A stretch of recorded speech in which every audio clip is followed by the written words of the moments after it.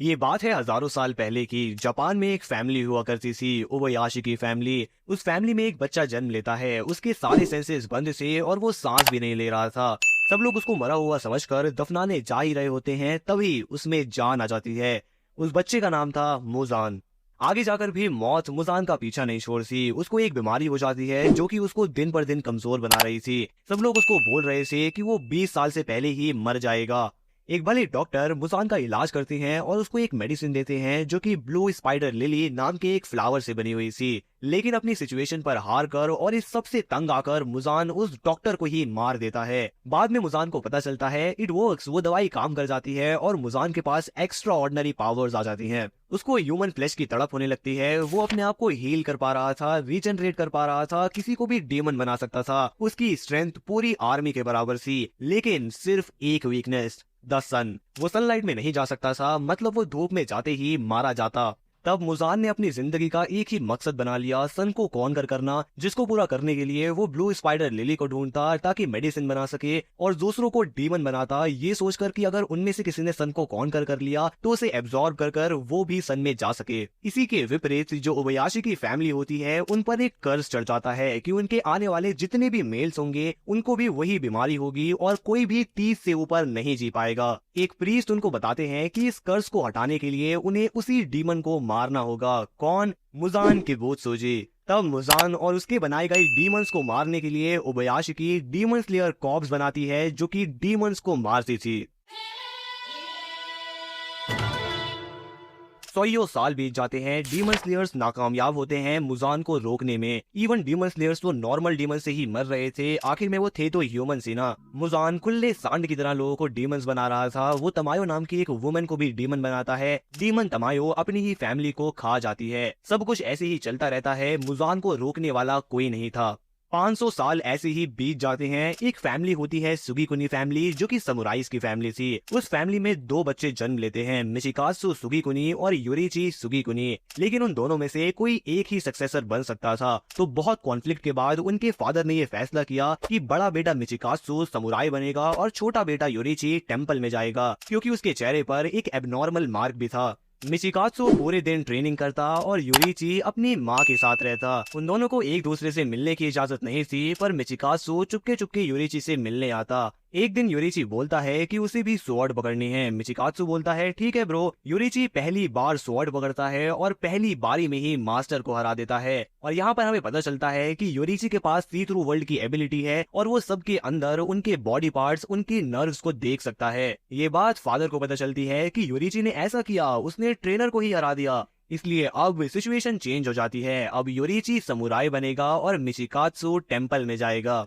लेकिन उस रात उनकी मॉम की मृत्यु हो जाती है। मिचिकात्सु उनकी डायरी पढ़ता है और उसको पता चलता है कि उनको एक बीमारी थी और योरिची अपनी एबिलिटी की वजह से उनकी बीमारी को देख सकता था और इसलिए वो पूरे दिन उनके साथ रहता था। इस पॉइंट पर मिचिकात्सु को योरिची से नफरत होने लगती है। अगले दिन योरिची खुद ही घर छोड़कर चला जाता है और मिचिकात्सु ये देखकर बहुत खुश होता है। घर छोड़ने के बाद योरिची अकेला होता है। उसकी मुलाकात एक लड़की से होती है। उस लड़की की पूरी फैमिली एक डिसीज में मारी गई थी। फास्ट फॉरवर्ड करें तो योरिची और वो लड़की शादी कर लेते हैं। योरिची फादर बनने ही वाला होता है, तभी एक रात योरिची घर आने में लेट हो जाता है और एक डीमन उसकी वाइफ और होने वाले बच्चे को मार देता है। एक डीमन स्लेयर योरिची को देखता है। फास्ट फॉरवर्ड करें तो किसी के साथ ऐसा ना हो, इसलिए योरिची डीमन स्लेयर बन जाता है। वो सबसे पहली और सबसे powerful breathing style sun breathing को क्रिएट करता है और बाकी लोगों को भी सन ब्रीदिंग सिखाता है। लेकिन वो सभी सीख नहीं पाते और सन ब्रीदिंग की मदद से अपनी ही ब्रीदिंग बनाते हैं, that is flame breathing, water breathing, thunder breathing, stone breathing, wind breathing. एक रात मिचिकात्सु और उसके सबऑर्डिनेट पर डीमन अटैक कर देता है। योरिची वहां पहुंचकर डीमन को मार देता है और मिचिकात्सु को बचा लेता है। मिचिकात्सु की हेट रेट दोबारा वापस आ जाती है और योरिची जैसा बनने के लिए वो भी डीमन स्लेयर कॉर्प ज्वाइन कर लेता है। सन ब्रीदिंग की मदद से वो अपनी ही ब्रीदिंग बनाता है, मून ब्रीदिंग। सभी हाशिरास पर डीमन स्लेयर मार्क आना शुरू हो जाता है, जो कि उनकी पावर को इनहेंस कर देता था। डीमंस बहुत जल्दी जल्दी मरने लगते हैं। डीमन स्लेयर्स पावरफुल हो रहे थे ब्रीदिंग स्टाइल्स के साथ,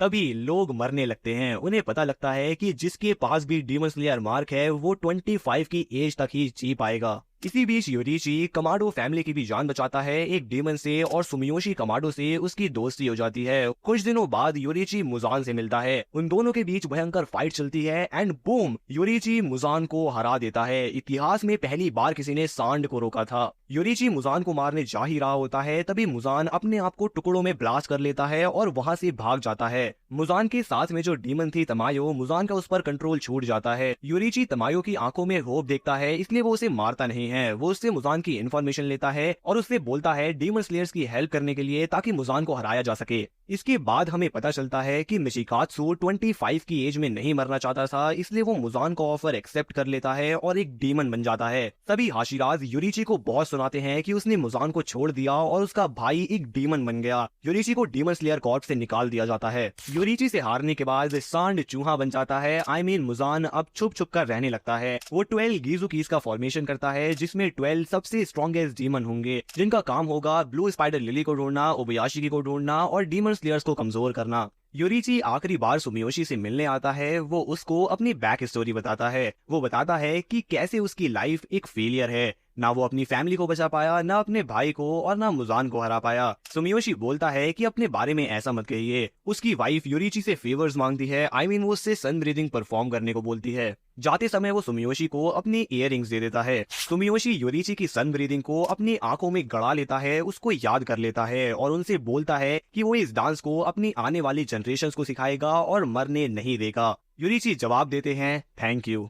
60 साल बीत जाते हैं। एक रात रेड मून निकला होता है। डीमन मिशिकात्सु, जिसका नाम अब कोकोशिबो है, वो योरीची से मिलता है। योरीची बूढ़ा हो गया था। कोकोशिबो बोलता है तुम 25 की एज में भी नहीं मरे। योरीची बोलता है this is heart breaking brother. Yoriichi एक ही ब्लो में कोकोशिबो का गला काट देता है। उसका दूसरा ब्लो कोकोशिबो को मार देता, लेकिन वो ब्लो कभी आया ही नहीं। योरीची मर चुके थे वाइल स्टैंडिंग। मौत भी योरीची को घुटनों पर झुका नहीं सकी।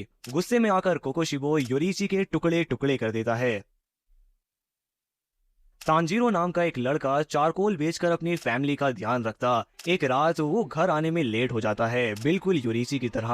वही घर, वही काली रात, एक अकेली फैमिली। जैसे ही तांजीरो सुबह अपने घर आता है, एक डीमन उसकी पूरी फैमिली को मार देता है और यहाँ से हमारी स्टोरी दोबारा शुरू होती है। रुको रुको, जाना मत। वीडियो बनाने में बहुत बहुत मेहनत लगी है, तो इसलिए लाइक कर देना, चैनल को भी सब्सक्राइब कर देना। अब मिलते हैं अगली वीडियो में, ठीक है।